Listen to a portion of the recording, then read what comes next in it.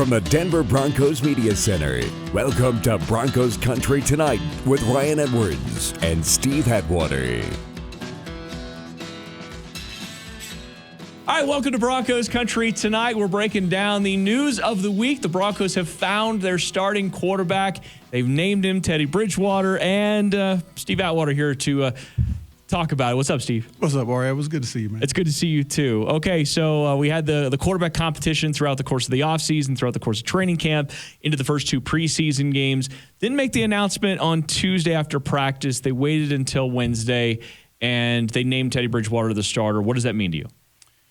Yeah, well, Teddy Bridgewater it's a new era, at least for right now. But he earned it. You know, when you go back and actually look into the film, dive into the film deeply, he just made better decisions with the football, I think.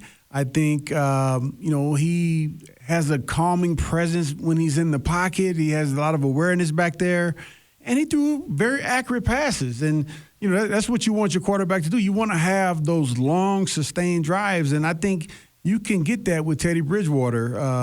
And I'm not saying that Drew Lock can't get that either, but even in the press conference, Drew Lock mentioned something that, hey, you know, different people interpret things differently. And, you know, me being in a room with Teddy, I see some things differently now. And, you know, I think he missed that as his first couple of years, not being able to play behind a veteran, although we know that Joe Flacco here, but it wasn't quite the same. Yeah, Joe Flacco, he didn't really want to share any of his good. Like Alfred Williams, you don't want to share his goodness.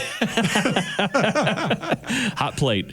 So on that, though, and that's a great point you bring up about Drew Lock and where he's at in his development. He said multiple times, I think the quarterback room is different too. Like what they are, what they represent. They've been organically rooting for each other this entire time. Yes. Where, again, when it was Joe Flacco, he kind of was brought in here and he's like, look, I got traded here. I'm going to go out there and I'm going to be the starter, and whatever else happens from there, I think I can still start in this league.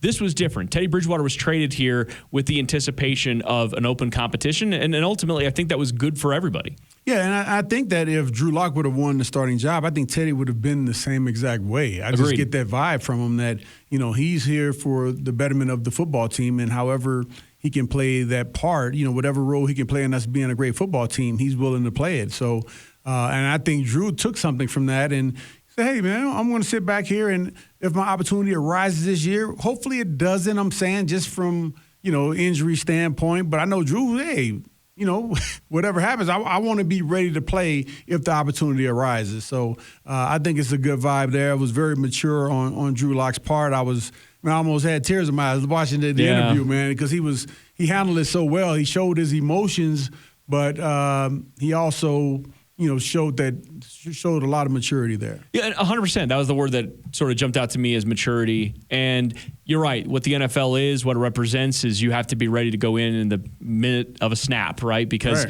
it can all change. Everything can change. And that we've seen backup quarterbacks play quite a bit over the last several years. Let's go back to Teddy Bridgewater, though. What does this represent for the offense? Like, what do you think this means for what we're going to see out there on the field?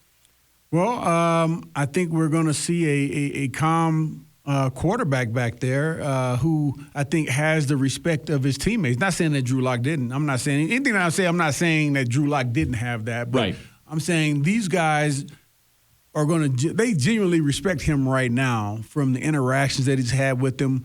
Even the defensive players feel that way with, you know, just the conversations that he's had, the time that he's spent with them in the short period that he's been here. So I think that's going to carry over into guys having stronger relationships and then playing harder for one another week in and week out. So I think he throws a good football. Some people say doesn't have as much velocity on it as they like, but I like it. And the best ball is a catchable ball that's accurate, and he's been really good at that. He's great with anticipation, and it seems like the receivers that you are used to that kind of style of football have really embraced it. Jerry Jeudy's a perfect example. We've seen them mesh since the very beginning of the offseason, and they just kind of continue to build that rapport. Got to see that with Courtland Sutton. Yep. He's working his way back, hopefully with the rest of the receivers as well. I think you bring a great point, though, the calmness.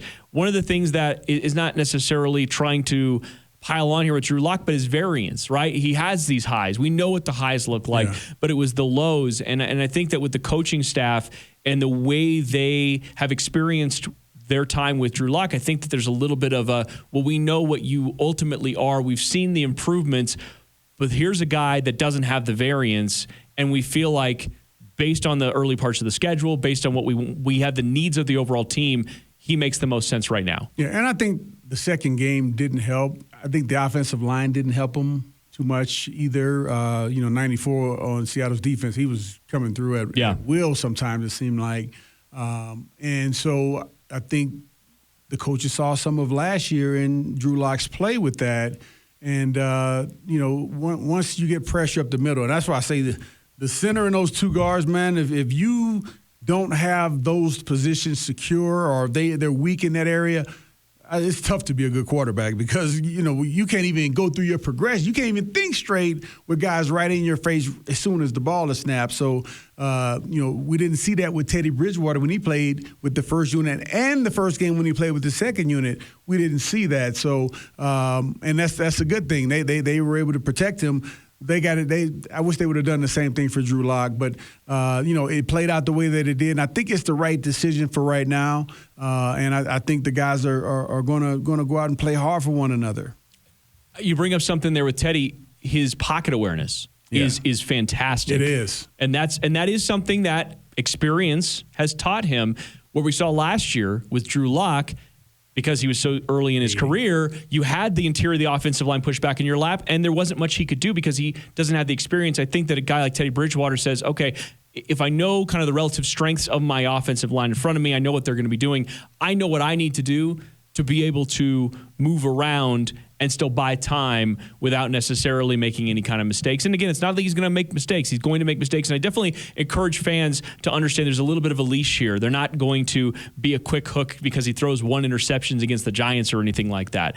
But the point being here, the Broncos feel as though this is sort of the best path forward, at least to get wins, which is obviously important for Vic Fangio, who's yet to win in September. Yeah, no, I agree 100%. I think, Teddy gives us the best chance to do that. Although, I don't think the odds would have been that much worse with Drew Lock. But I agree. I just feel like it's the safer option. And, with the way that Teddy is able to, take the sure passes, take the 5 yards, the 6, 7 yards, get those first downs. And then once the defense start biting up, hey, they can hit the deeper pass like he did to Eric Saubert. Yeah. There right at the 2-yard line. So I think the coaches love that. They love his ability to step up and, like we just talked about, step up into the pocket and be patient in the pocket. And, like you said, knowing the guys around him, they're going to hold up.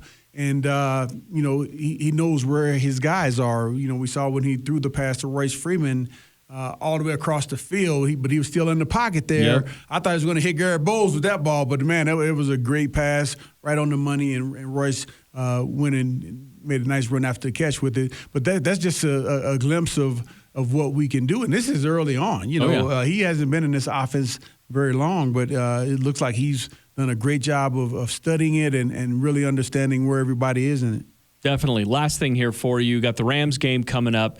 What do the Broncos need to accomplish in this final preseason game? You're going to have the cut down to 53 on the other side of this thing. So it's all kind of like bam, bam, bam. We just go into the final game of the preseason, 53, and then you're on to the regular season. So what do you need to see in this Rams game? First and foremost, none of your big dogs get hurt. Whew, that's a big one. That's first and foremost. And then I'd say the guys who are injured, them getting a chance to get out there and play some ball and get Portland back comfortable. Sutton, Von Miller, Albert Okwuegbunam, guys that haven't really been out in the field yet. Yeah, I'm not sure which guys, but the guys who are planning on playing that first regular season game, I would say, you got to go out there and just get your comfort level back up with getting tackled, making tackles, going to the ground, the whole 9 yards.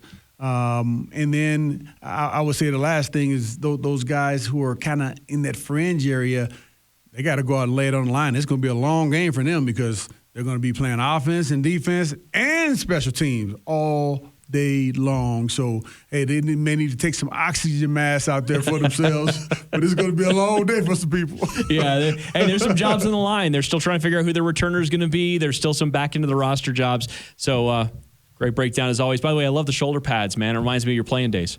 Man, I ain't got no shoulder pads here, man. It's my shoulder. Are you sure about that? No shoulder pads. Maybe a little bit. All right. For Steve Atwater, I'm Ryan Edwards. Thanks for watching Broncos Country Tonight.